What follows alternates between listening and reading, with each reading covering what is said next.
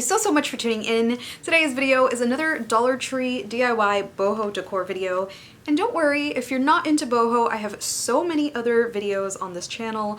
I just recently did 2 nautical decor videos if you're into that. I have a ton of farmhouse and other things, but I just wanted to put some boho out because it's been requested on my channel for a long time, and I really hope that you enjoy this video and stick around by subscribing to this channel. Once you hit that subscribe button, we instantly become best friends. Did we just become best friends? Yep!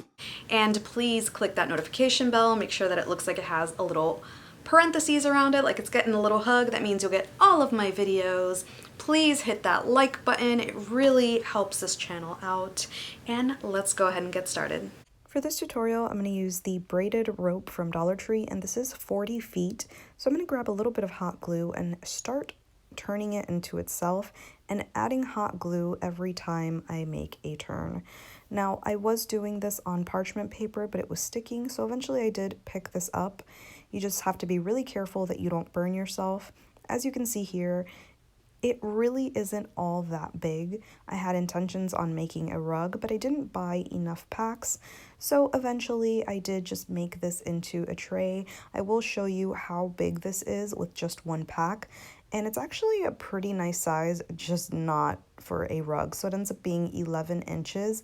I did add a little bit more, and I luckily had a pizza pan on hand and decided to make this into a tray. So I put my pizza pan under. This is how much rope I have left over, and you can go ahead and glue this down, E6000 it down. If I would have started with the idea of a tray, I probably would have just glued it directly onto the tray, but instead I'm doing it this way. It's always trial and error with these DIYs. So once I finally reached the edge, I decided to add some handles, and like I said, if I had known this was a tray, I would have added the handles first. So I picked my position, and then I ripped it a little bit just to lift that little piece up so that I can get the handles underneath. You're not going to be able to use this as an actual tray and lift it up, but you do want the handles to look nice and secure. So what I did was I found the position that I wanted them in, and then I added E6000 to the bottom and then hot glued the rest of the rope around it.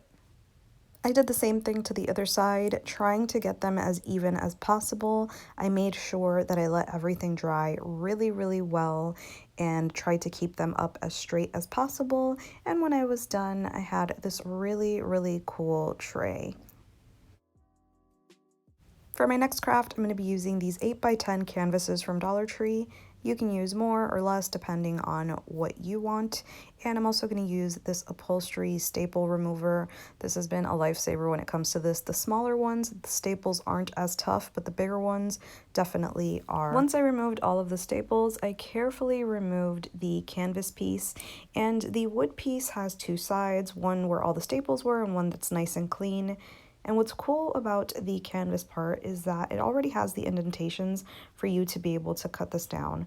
So now I'm going to go ahead and paint this, and I purchased this color at Target. It's called Goldenrod, and I absolutely love this color, but of course you can do whatever color you want on your canvas at home. I let that dry and prepped the other 2 canvases. I did paint them different colors. I'll leave the paint names on the screen because I realized I didn't show the name for this one, but this was purchased at Walmart. So I'm going to go ahead and paint it, let it dry, and then prep my next one. And the next one I painted in this lovely shade called Pool, which is also purchased at Walmart. Now I'm going to add these decals from Dollar Tree. I think they are so beautiful, and I love how they look against the colors that I chose. It's not for everybody. You can definitely keep them on a white canvas or whatever color you want, but I love how it makes the cactuses pop. So I made sure that I had a little bit of pink on every canvas. So since this one is yellow, I had the cactus that had a little bit of pink. I cut it down so that it can fit the actual wood part of the canvas, and then I moved on to the next one. For the next one, since it is painted pink, I decided to use the only cactus that doesn't have any pink in it. It does have blue to tie in the other color, This is just my way of making everything kind of go together. It probably doesn't make any sense and probably doesn't really go together, but I thought it looked great. And then I added my other canvas, my other cactus on here, which had a little bit of pink, a little bit of yellow. So I think everything has a little bit of color from the other canvas, if that makes any sense. So once I have placed them all into position, now it's time to add my frame. So I'm going to make sure that I'm not using the side that's nice and sleek. I want to use the side that has all of the indentations to add my hot glue. So I'm going to add a generous amount of hot glue, and then I'm going to line it up and press it into the canvas.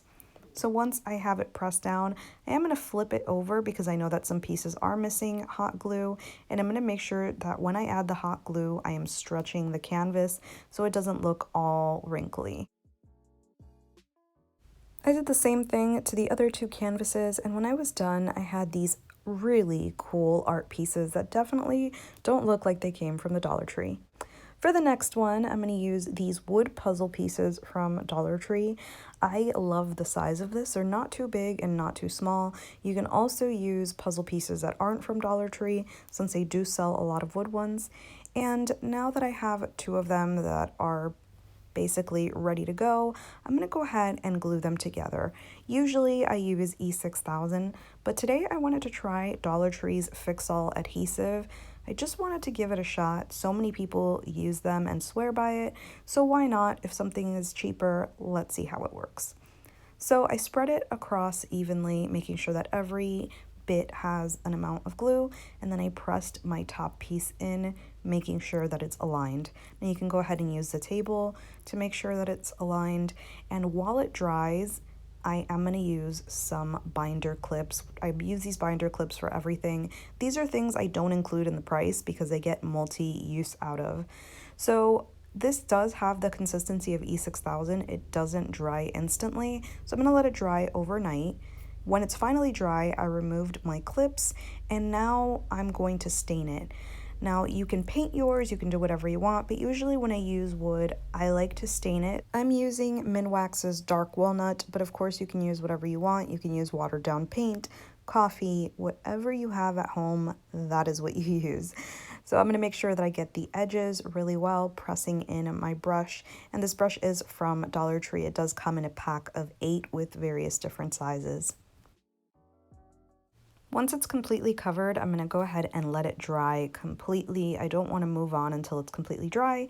And once that's dry, I'm going to use a stencil on it. I have this Waverly one from Walmart and this Deco color pen. Of course, you can use the Dollar Tree ones. Dollar Tree does have a paisley one, but I cannot find it for the life of me. You can also just sponge on paint or even spray paint on top of this, but I wanted to use my pen to see if maybe that would help with bleeding, and I liked having control of what I was painting, so the paint was really nice, but it did bleed a little bit. But it was nice to get that metallic color without ruining my stencil with spray paint. So once I removed it, you can see that it bled a little bit, but it's still nice and detailed. And now I'm going to move on to the feet. And for the feet, I use these little bubble packs from Dollar Tree. They come in a pack of 3, so I did buy 2 packs. I removed the top, emptied out all of the contents on the inside, let it dry, and then with a regular knife, I removed the top. Surprisingly, the top is really soft, but the bottom is actually really hard and sturdy, which is why this was perfect. So I went ahead and did this to all 4 of them, and make sure that the inside is dry so it doesn't drip out while you're painting. And if you have any trouble, you can use your scissors. By the way, my knife is not hot. This is just regular temperature and it cut nicely. So now I'm going to give it a coat of metallic spray paint. I like to use Rust-Oleum. Make sure that you cover every piece. So you're going to have to give this a few coats and rotate it. Let it dry really, really well because gold spray paint tends to have lots of fingerprints if it's not completely dry. And now I'm going to use that same Fix-All and I'm going to press it into the corners. Because this is the same consistency as E6000, you are able to move it around like you would E6000, which is pretty nice. So I might actually start using this from now on.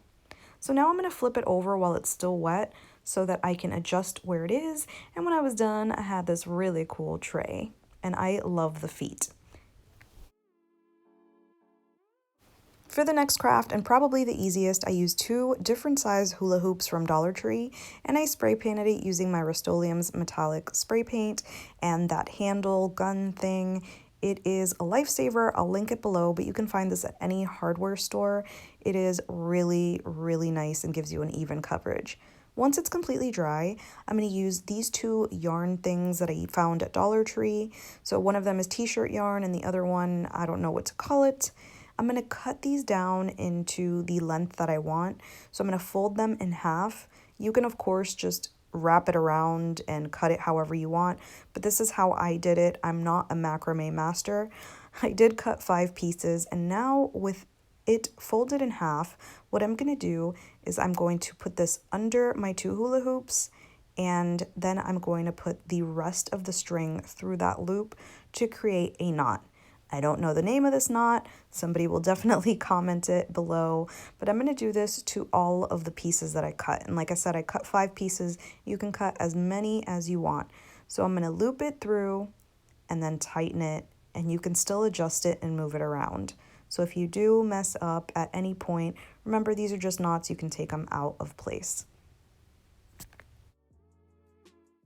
When I have all my pieces, I'm going to go ahead and spread the bottom. So I'm going to take these strings and kind of just spread them out how I would like to tie them. And this is really easy. You're just figuring out where they don't overlap, or you can have them overlap. It's up to you. Then I'm going to put it under and make a really basic knot. I want to say this is a square knot, but like I said, I'm not a macrame master. If you know the name of this really basic knot, you can go ahead and do me a favor and comment it below. But I just try to make this as easy as possible because I know macrame is super confusing for some people. This probably isn't even macrame. This is just me tying a bunch of stuff together. So once I've got all of my pieces in place, now I want to go ahead and add some more. So for this, I'm going to use my t-shirt yarn. I cut them down into the sizes that I wanted, and I'm going to do the exact same thing that I did to the top of the blue. So I'm going to make that little tiny loop and then pull the string forward and tighten it. And this is what I'm going to use to fill all of those gaps. You don't have to do it this way. You can put this at the bottom. You can skip this step. It's up to you. If you actually do know how to make really cool macrame, you can do that too, because now Dollar Tree has this really cool yarn. But this is how I did it, and I thought it looked really cool in the end. So here I'm going to show you a close-up. I'm just going to grab and put everything through the loop to create that little tiny knot. So once everything is filled with all of these lovely pieces, you're going to be left with something that looks like this. Now you can go ahead and leave it as is, but I went ahead and trimmed it down because a lot of my pieces ended up being really uneven. And I just grabbed some regular scissors. These are fabric scissors because when I tried with my regular scissors, they weren't having it. I didn't do a beautiful job, but I got the job done. And when I was done, I had this really, really cool decor piece.